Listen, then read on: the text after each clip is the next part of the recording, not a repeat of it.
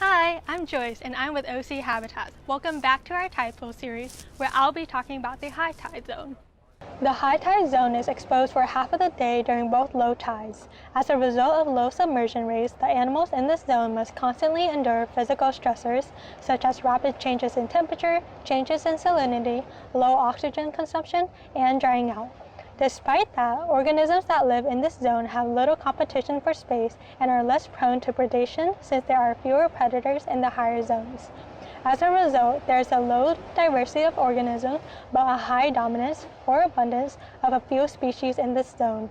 Depending on which beach you go to, there can be a vast array of different animals from tide pool to tide pool. Today, I'll be highlighting 3 different animals that you can find in the high tide zone, which are the mussels, the crabs, and the gooseneck barnacles. So these animals can be quite common in the high tide zone. Do you know what they are? They're mussels, right? Yeah, more specifically, they're the California mussel, and they can range from the high tide zone all the way to the subtidal zone. So why are there so many mussels clumped together instead of spreading apart? Well, the clumps of mussels is actually due to their life cycle. Similar to the barnacles, in the splash zone, the mussels have a bipartite life cycle, where they live as a free-living planktonic larvae before settling as a site-attached adult. Before the mussels settle, they'll pick up pheromone cues from their parents to determine the most suitable habitat to live in. These chemical cues guide the mussel larvae to settle down as part of the cluster, or gregariously settle, and become a part of the mussel bed. By gregariously settling or living in clusters, the mussels receive benefits such as safety from predators and a guaranteed home. After they decide to settle down, the mussel will secrete strong fibrous threads called byssal threads to attach themselves to the sediment and or to each other. Also, if the juvenile mussel decides that they don't like where they settle, they can loosen up their byssal threads and move around a bit before re-anchoring themselves to their new location. Wow, I know you said mussels clumped together, but this mussel bed looks like a bit more than a cluster. Yeah, the countless number of mussels is actually due to their sexual reproduction through broadcast spawning. And broadcast spawning occurs when the males and females release their sperms and eggs into the water in hopes that they'll fertilize. This is beneficial to both the mussels and the surrounding organisms because the mussels will have a high genetic diversity while providing a food source for the animals around them. But did you know the female mussels actually reproduce 100,000 eggs per year, which is probably why there's so many mussels in the mussel beds. Did you know, due to the sheer amount of mussels in the mussel beds, they're considered autogenic ecosystem engineers? Autogenic ecosystem engineers? That sounds like a high-level career. What is that? Autogenic ecosystem engineers are organisms that can modify their environment. For instance, the mussel beds create a new habitat by providing a home and food from their mating to many different species, such as crabs, barnacles, and snails. However, one consequence to other filter-feeding organisms living among the mussel beds is a higher competition for food. The sheer number of mussels and rate at which they filter feed means that there are less phytoplankton for the other organisms. This is interesting. The mussels up here are a bit smaller than the mussels found in the low and mid tide zones. Good point. Since the mussels are filter feeders, their length is dependent on how long they stay submerged underwater. Mussels that live in the mid and low intertidal experience more time in the water, since both of those zonations are submerged underwater during low tide. As a result, the mussels experience a longer feeding time, which gives them more energy to grow bigger. However, mussels in the high tide zone experience less time in the water, leading to shorter feeding times and a smaller size. I was wondering, are the mussel shells primarily used for predators? No, there's actually several different functions to the mussel's calcium shell. First, like you said, when the shell is completely closed, it can protect the mussels from their predators, such as the sea stars, crabs, gulls, and humans. However, the shell can also protect the soft insides of the mussel from the harsh wave action. And last but not least, the shell can also prevent desiccation or drying out.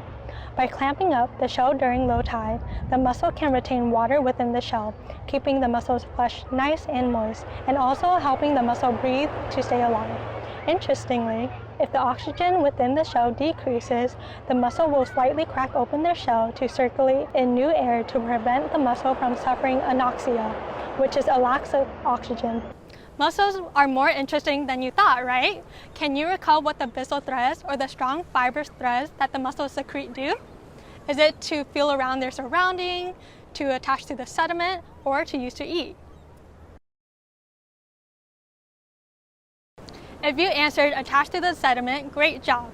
The basal threads are used to anchor the muscles down to prevent them from being knocked over by the waves and swept away by the tides. But remember, the juvenile muscles can detach the basal threads and move to a different location before re-anchoring themselves. Hey, I know what that animal is. It's a crab. Oh, you're right, Marco, but since that crab is green with black stripes and it has like red and white claws, it's the striped shore crab. The striped shore crabs typically breed once a year during the summer months. To begin their courtship, the female releases pheromones to attract the male.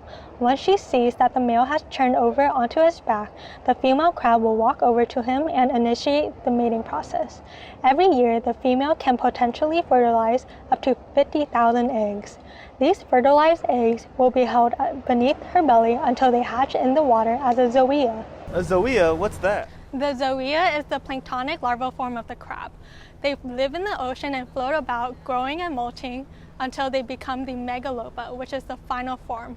From there, they'll disperse along the currents and then swim back up the shore and metamorphose into the juvenile crab.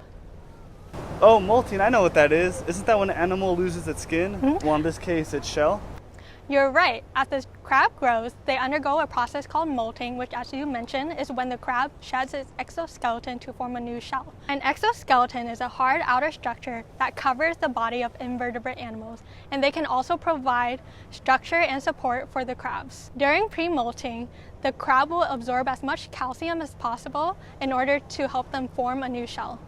To leave their shell, the crab will expand until the back of their shell cracks. Since the crabs are soft and flexible inside, all they need to do is wiggle out of their shell. The crab will then expand its soft new shell by inflating its body with water. It remains as a soft-shell crab for a couple of days before its shell hardens. During this time, the crab is the most vulnerable since it doesn't have its hard shell to protect it. Instead, the crabs will protect themselves by either delaying their molt if they feel like they are endangered, or slowly bury themselves deep into the sand until their shell hardens into a protective shield.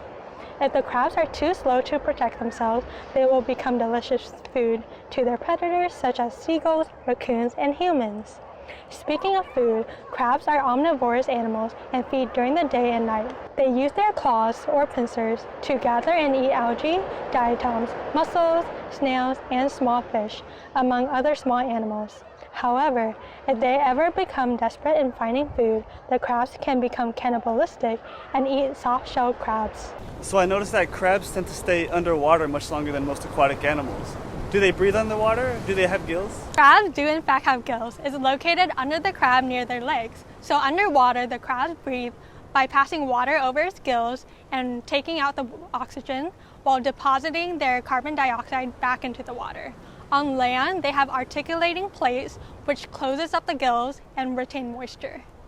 What's so amazing about this animal is the fact that they can stay out of water for up to 70 hours before needing to submerge back into the water to wet its gills. Also, have you ever seen crabs bubbling? That's the result of the crabs cleaning out their gills by breathing in air and having the air pass over their moist gills to form the bubbles. So that concludes the crab section. If you remember, crabs molt multiple times throughout their lives. Can you remember what molting is? Is it when the crabs dig to bury themselves? Is a change in their life cycle, or when the crab shed its shell? You answered shed its shell, way to go. When the crabs get way too big for their shell, they'll shed it to form a new one. During molting, the striped shore crab can regenerate a limb, much like a lizard or sea stars. Another animal that you can find within the mussel beds are the gooseneck barnacles. As you can see, the gooseneck barnacles can be distinguished by 5 large cream-colored plates along with many other smaller ones. Their body is supported by a flexible muscular stalk called a peduncle that is dark in color, has a leathery appearance, and can grow up to 6 inches long. The peduncle attaches the barnacle to their substratum, which is the surface that they attach to, and helps them withstand wave action, similar to the mussel's basal threads. The peduncle is an important part of the gooseneck barnacle because their presence indicates that you are in an area subject to harsh ocean waves. So be careful of the waves if you decide to go tide pooling near them. If you're interested in learning more about the gooseneck barnacle's life cycle, eating habits, mating, or protection methods, check out our Flash Zone video about the barnacles. Now that you've learned about some animals in the high tide zone and their issues and adaptations, you can be more aware about how they interact with their environment and how they can affect us. To learn more about the different species in each zonation, you can check out our channel for previous and upcoming videos. Don't forget to like, share, subscribe, and turn on the notification bell for future OCH videos.